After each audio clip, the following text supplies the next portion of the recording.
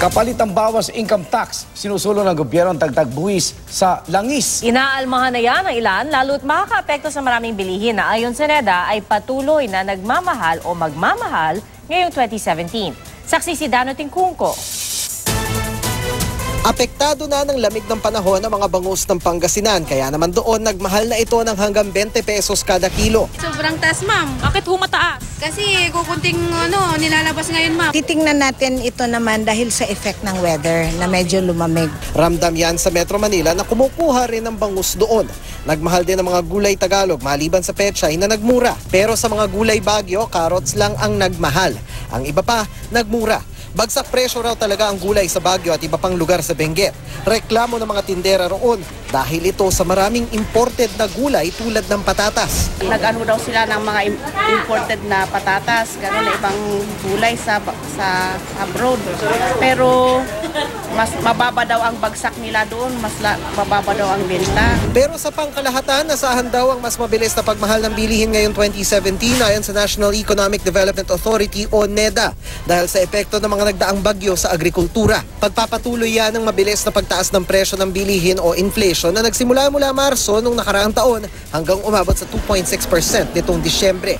Pasok pa rin naman daw yan sa 2016 target na 2 to 4% na siya ring target sa 2017. Nitong Disyembre, kung kailan mataas ang demand dahil sa Christmas shopping, umabot sa 2.6% ang inflation rate. Mas mabilis noong Nobyembre at lalong mas mabilis kumpara sa pagmahal ng bilihin noong December 2015. Kinumpirma yan ng ilan naming nakausap na mamimili.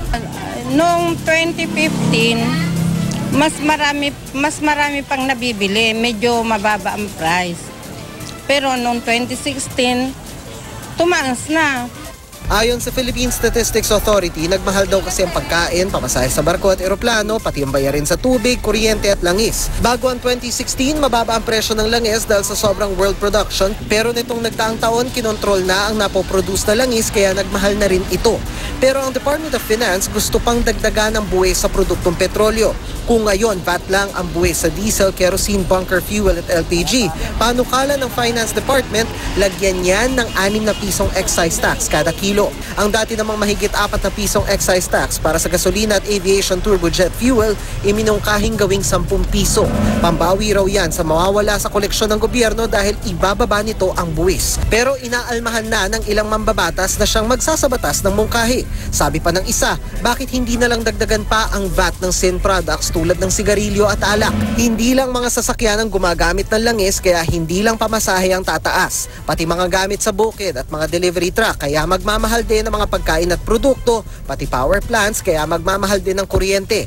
Lalabas na yan ang kapalit ng mas mababang buwis. Ang pakiusap lang namin sana sa DOF kung i-implement nila, wag yung one time na isang bagsak lang yung 6 pesos. Kasi masakit talaga yun sa bulsa ng mga consumers. Ako si Dano Tingkungko, ang inyong saksi.